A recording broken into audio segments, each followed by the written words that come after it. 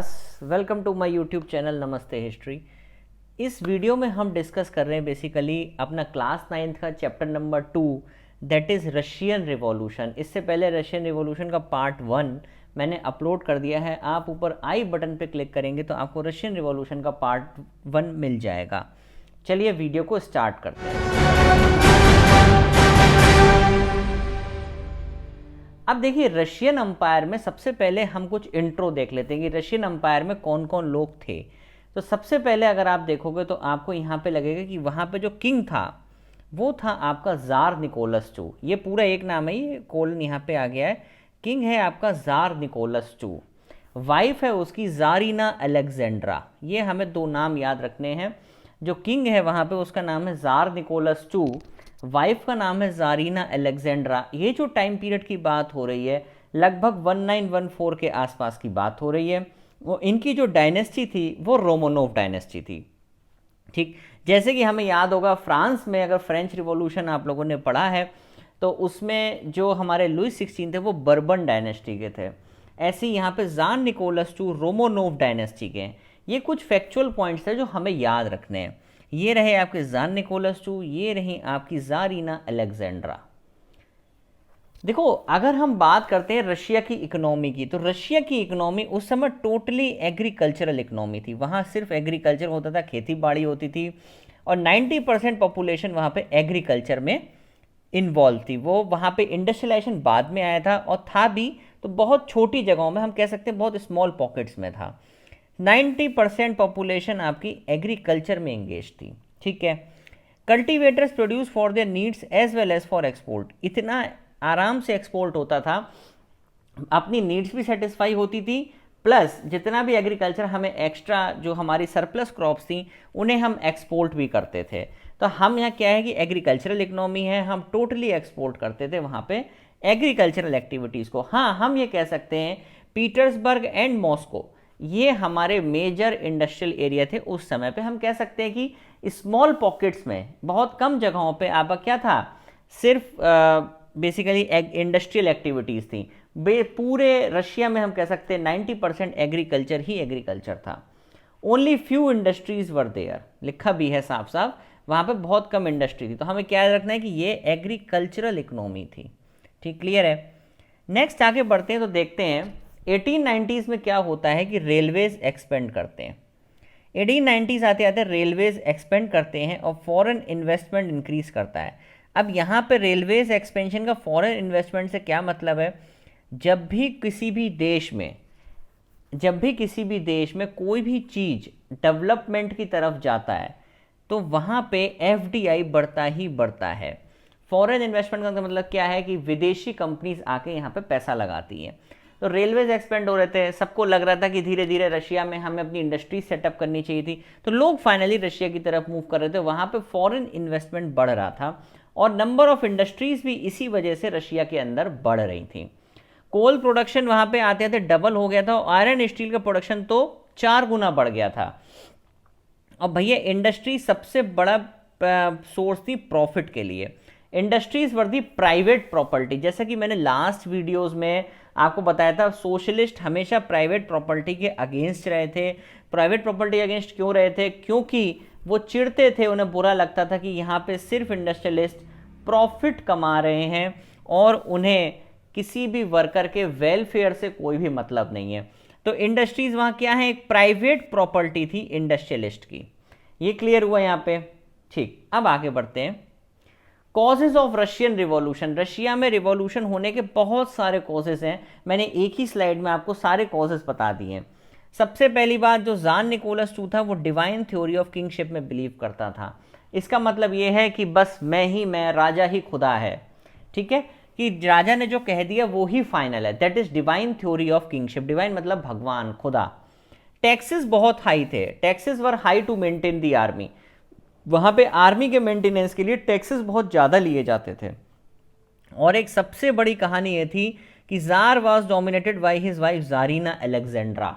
Jar के ऊपर जारीना Alexandra का हक रहता था, मतलब जो जारीना कहती थी वो ही वो मानता था।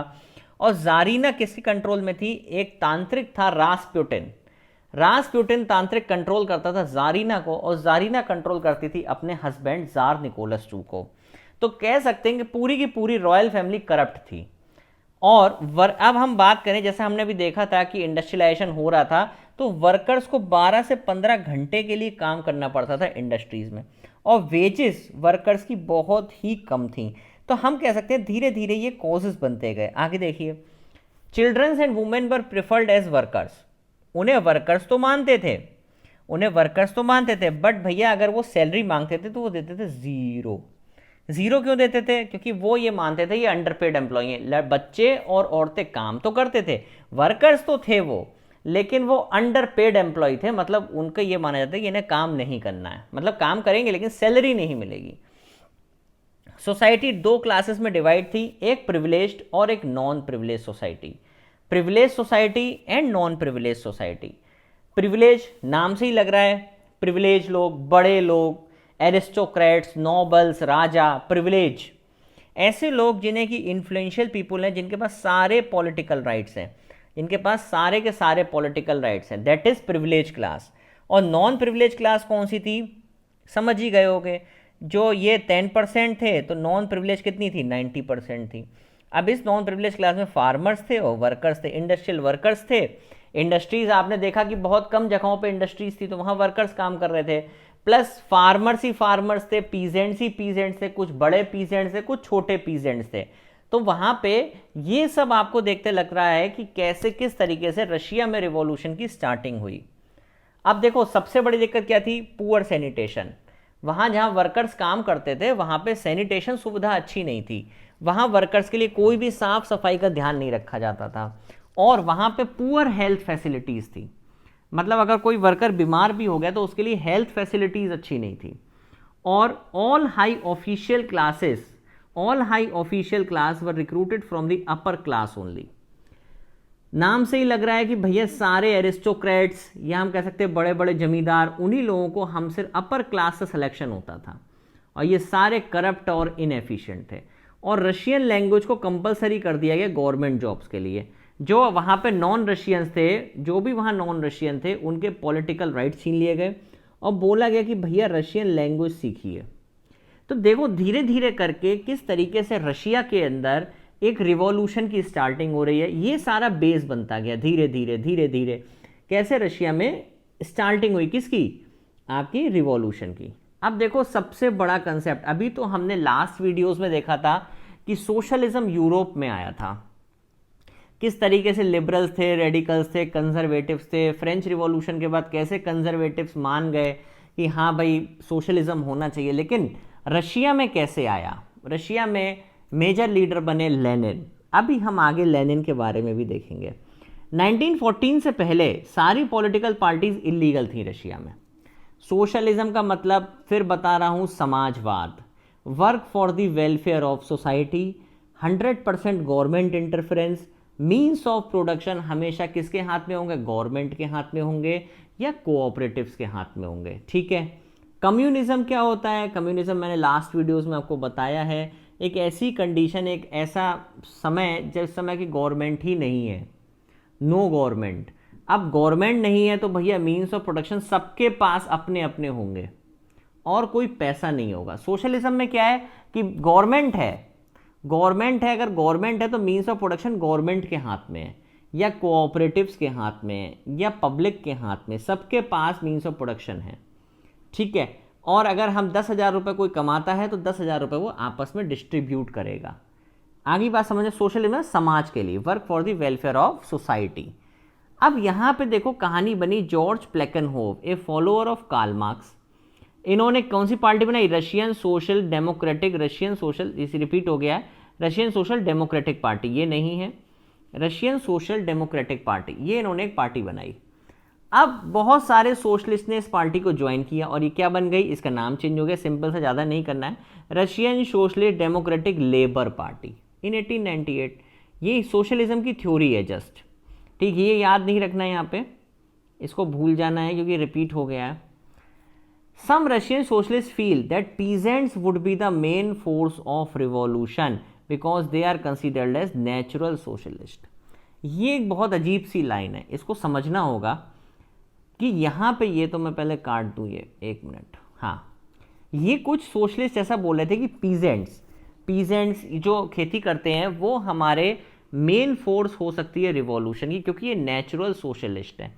इसका मतलब यह नेचुरल सोशलिस्ट का मतलब ये है कि ये लोग, इन लोगों का क्या काम था कि ये लोग ज़मीन को आपस में बांटते थे और अनाज उगाते थे, फिर जो प्रॉफिट होता था वो आपस में शेयर करते थे। तो ये नेचुरली ही सोशलिस्ट हैं। आप समझ रहे हो मेरी बात का मतलब? देखो, नेचुरल सोशलिस्ट का मतलब क्या है कि ये इनकी शुरू से ही आदत थी कि भैया ज़मीन को बांटो, ज़मीन को बांटने के बाद जो भी उसमें अनाज उगेगा उसे बेचो और प्रॉफिट कमाओ। तो इन्हें लगता था कि पीजेंट्स जो है ना वो मेजर फोर्स हैं इस रिवॉल्यूशन के, वो ही सोशलिज्म ला सकते हैं। और भैया ये पार्टी बन गई सोशलिस्ट रिवॉल्यूशनरी पार्टी। ये पार्टी पीजेंट्स की थी। ये पार्टी किसकी थी? पीजेंट्स की थी। तो ये बात समझ में आई कि नेचुरल सोशलिस्ट का मतलब क्या है, ये मैंने यहाँ पे दिया है। Because of their custom of dividing land periodically, ये क्या करते थे, ये अपने आप ही जमीनों को बांटते थे, प्रॉफिट शेयर करते थे और ये आराम से प्रॉफिट को शेयर करते थे। तो लोगों को ये लगता था कि यार इनके अंदर तो शुरू से ही एक खासियत है। तो पीजेंट्स ही ऐसे हैं कि जो नया चेंजेस ला सकते हैं रशिया के अंदर। इसीलिए सोशल रिवॉल्यूशनरी पार्टी बनी कब? 1900 में। ठीक, यहां तक समझ में आया सबको? कुछ लोग ऐसे थे सोशल डेमोक्रेट्स, वो डिसएग्री थे इस बात से। उन्हें लगता था कि Russian peasants, in fact that Russian peasant were natural socialist. वो उन्हें नहीं लगता था कि ये भैया ये सोशलिस्ट है। लेनिन को ऐसा नहीं लगता था। लेनिन की लाइन बहुत ज़्यादा इंपॉर्टेंट है, इसी के बेस पे पूरी रशिया की क्रांति हुई। ध्यान से समझना। लेनिन ने क्या बोला कि पीजेंट्स एक यूनाइटेड ग्रुप नहीं है, पीजेंट्स में भैया कुछ तो रईस हैं, कुछ गरीब हैं। उन्होंने क्या बोला, बहुत अच्छी बात बोली लेनिन ने, कि जो फैक्ट्री वर्कर्स हैं वो ही रिवॉल्यूशन ला सकते हैं। क्योंकि फैक्ट्री वर्कर्स के अंदर क्या है कि सारे वर्कर्स एक ही लेवल के हैं। सारे वर्कर्स बेचारे 12 से 15 घंटे काम करते हैं। सारे वर्कर्स की सैलरी सेम है। उनकी जो वाइफ और बच्चे हैं वो अंडर पेड हैं। उनके लिए सैनिटेशन है नहीं, हेल्थ फैसिलिटी है नहीं, रुकने की चीज़ें हैं नहीं, उनके लिए खाने पीने की व्यवस्था है नहीं। तो उन्होंने ये बोला कि फैक्ट्री वर्कर्स ही रिवॉल्यूशन ला सकते हैं। आपको क्या लगता है पीजेंट्स लाएंगे? कभी नहीं लाएंगे। पीजेंट्स क्यों नहीं लाएंगे? उन्हें लगता था कि पीजेंट्स तो भैया देखो बहुत बड़े बड़े जमींदार भी हैं, जिनकी बहुत बड़ी बड़ी ज़मीनें हैं, वो क्यों आएंगे रिवॉल्यूशन में? और कुछ तो ऐसे हैं जिन्होंने अपने वर्करों को रख रखा है, कुछ पीजेंट्स ने, मतलब किसानों ने, फार्मर्स ने। तो यार ये नहीं हो सकता। लेनिन कह रहा था कि जो फार्मर्स है वो एक ग्रुप है ही नहीं, लेकिन हाँ फैक्ट्री वर्कर्स जो है वो एक ग्रुप है। मैंने अभी आपको बताया किस तरीके से फैक्ट्री वर्कर्स एक ग्रुप हैं। तो लेनिन ने बोला कि भैया ये पीजेंट्स वाली कहानी तो भूल जाओ, हम तो फैक्ट्री वर्कर्स को मान के चलेंगे कि यही रिवॉल्यूशन ला सकते हैं। ऐसा लेनिन का मानना था। मोस्ट इंपॉर्टेंट, आपको समझ में आ रहा होगा। कोई भी डाउट हो किसी प्रकार का तुरंत कमेंट सेक्शन में लिखना, विदिन 5 मिनट के अंदर मैं रिवर्ट करूंगा। ठीक है, अब देखो, ठीक है भैया। अब इसी डिस्प्यूट को लेके, इन्हीं बातों को लेके ये पार्टी 2 ग्रुप में टूट गई। एक टूट गई बोल्शेविक्स में, एक टूट गई मेंशेविक्स में। बोल्शेविक्स का लीडर बना लेनिन। बोल्शेविक्स में मेजॉरिटी के लोग थे और बहुत ज़्यादा लोग बोल्शेविक्स की तरफ थे, लेनिन की तरफ थे। ये रहा लेनिन। और एक यहाँ पे पार्टी बनी जिसका नाम था मेंशेविक्स। इसका लीडर कौन था? Julius Martov. यहाँ तक चीज़ें समझ में आई? यहाँ तक कोई डाउट तो नहीं किसी को?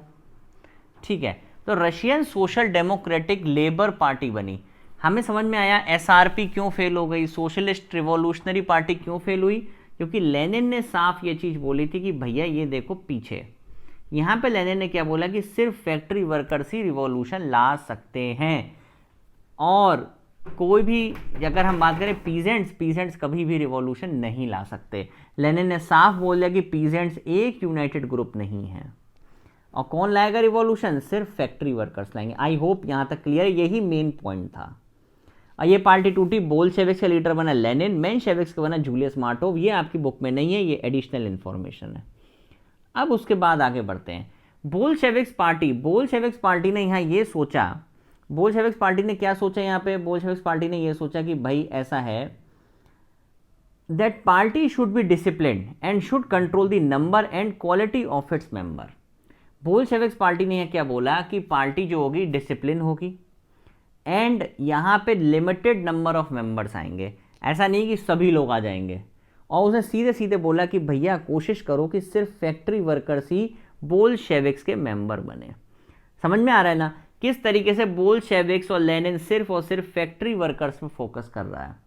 लेकिन मेंशेविक्स ने क्या बोला, मेंशेविक्स ने बोला कि भाई हमारी पार्टी, जो हमारी पार्टी है वो सबके लिए ओपन है, इसमें कोई भी दिक्कत नहीं है, आप इसमें मेंबर बन सकते हो। तो यहाँ तक हमने अपना सेकंड पार्ट रशियन रिवॉल्यूशन का कंप्लीट कर लिया है। आई होप यहाँ तक आपको समझ में आया होगा। पार्ट 1 की वीडियो पहले अपलोड हो चुकी है, उसको आप देखना। और इसमें अब जो है इसके बाद हम इसका रशियन रिवॉल्यूशन का पार्ट नंबर 3 अपलोड करेंगे। ठीक, ओके बच्चों, थैंक यू क्लास।